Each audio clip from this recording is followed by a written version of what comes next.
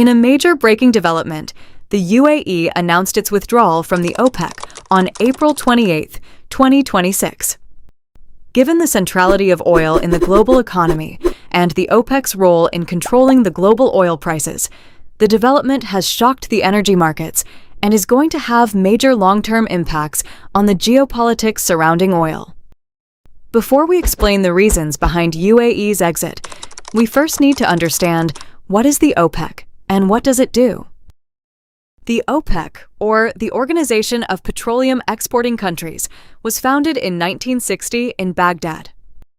The fundamental drive behind OPEC was a shared desire among the oil-producing nations to reclaim control over their own oil resources from the powerful Western oil companies.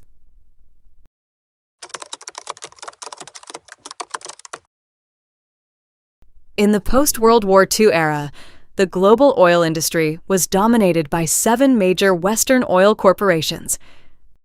These companies were collectively known as the Seven Sisters. The Seven Sisters controlled the pricing, production, and profits, leaving the oil-producing nations with very little say over their own oil wealth. In 1959 and again in 1960, these Western companies unilaterally slashed the price of oil, which directly reduced the royalty revenues of the oil-producing governments. This deeply angered the producing nations and served as an immediate catalyst for collective action. These 5 nations together founded the OPEC in September 1960. Their core goals were to coordinate oil production among the member states, to stabilize prices, secure fair prices for producers, ensure a steady supply of oil in the markets, and check the power of multinational oil companies.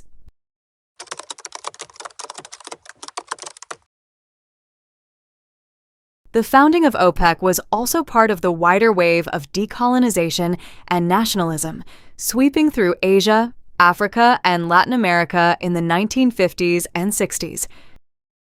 The newly independent colonies were asserting sovereignty over their natural resources after decades of foreign exploitation. OPEC was fundamentally an expression of that economic nationalism. The organization's real moment of global impact came during the 1973 oil embargo. The Arab OPEC members cut off oil exports to the U.S. and Western nations that had supported Israel in the Yom Kippur War. This caused oil prices to quadruple overnight. The oil embargo demonstrated the leverage OPEC had accumulated, and the events of 1973 reshaped the global energy order permanently. So, in essence, the OPEC was born out of a desire by resource-rich but politically and economically disadvantaged nations to have a seat at the table and a say over the commodity that defined their economies. Now that we know why OPEC was created, we need to understand how OPEC exercises control over the oil prices. OPEC doesn't set prices directly like a government. Instead, it controls prices indirectly by managing the supply of oil in global markets. Oil prices, like any commodity, are governed by supply and demand. If more oil floods the market than the world needs, prices fall. If the supply is restricted below demand, prices rise. OPEC exploits this basic economic principle as its primary lever. The main tool OPEC uses to control oil supply is the production quotas it assigns to each member country. The quota is a cap on how many barrels of oil per day each nation is allowed to pump. By collectively agreeing to produce less, the OPEC members artificially tighten supply and push prices up. If prices become too high, risking a slowdown in the global demand, the member nations can ease quotas and release more oil.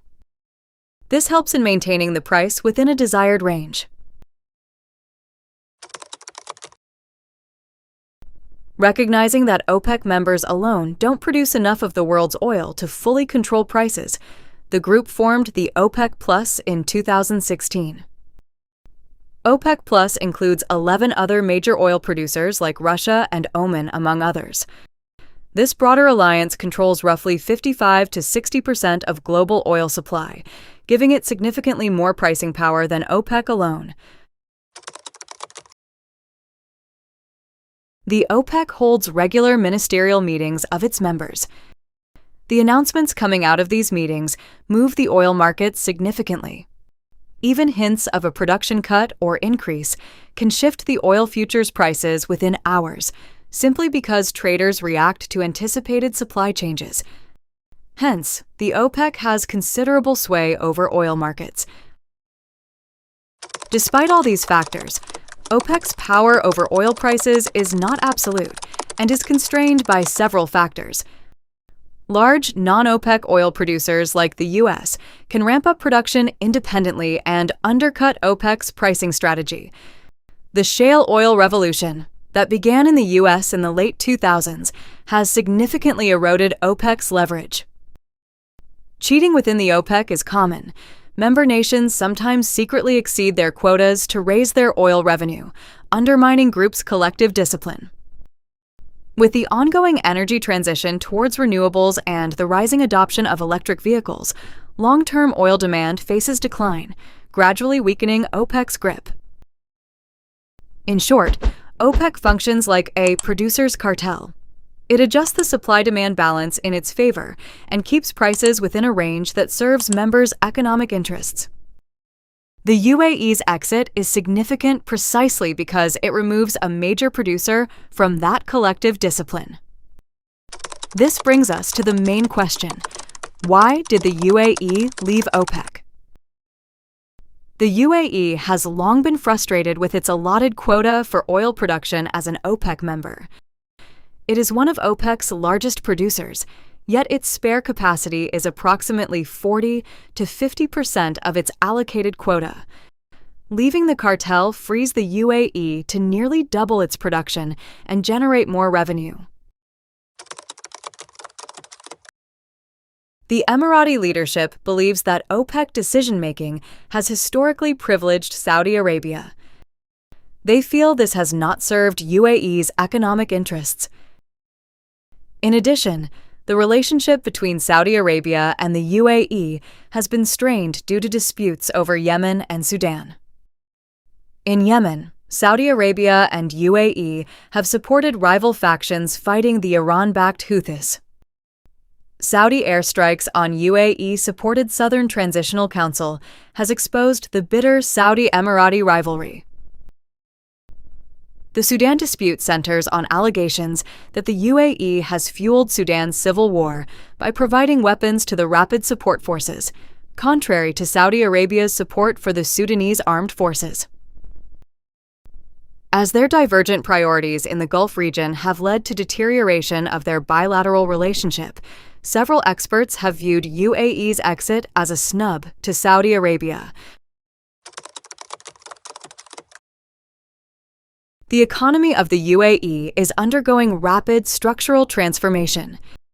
It is shifting away from oil to a knowledge-based service economy with focus on finance and technology.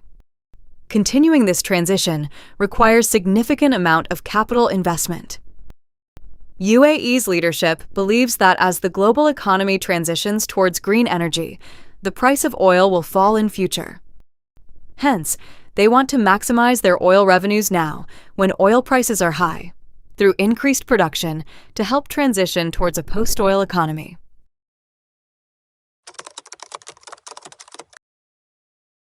The U.S.-Iran war and the closure of the Strait of Hormuz has rattled the global oil markets.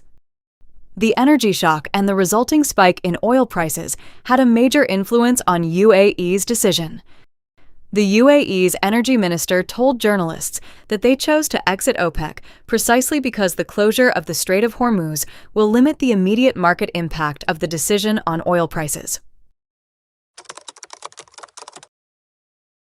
The UAE was OPEC's top 3 oil exporters. It accounted for about $89 billion or roughly 16% of OPEC's oil exports in 2024. UAE's departure may lead other countries to consider following suit. Several experts warn that it could potentially deliver a fatal blow to the cartel if it doesn't make meaningful changes. So what happens next? Will OPEC retaliate, renegotiate, or fracture further? A lot will depend on Saudi Arabia's response. Given the ongoing tensions between Saudi Arabia and the UAE, the hope for a reconciliation remains low. Does this mean OPEC's end is near? That only time will tell.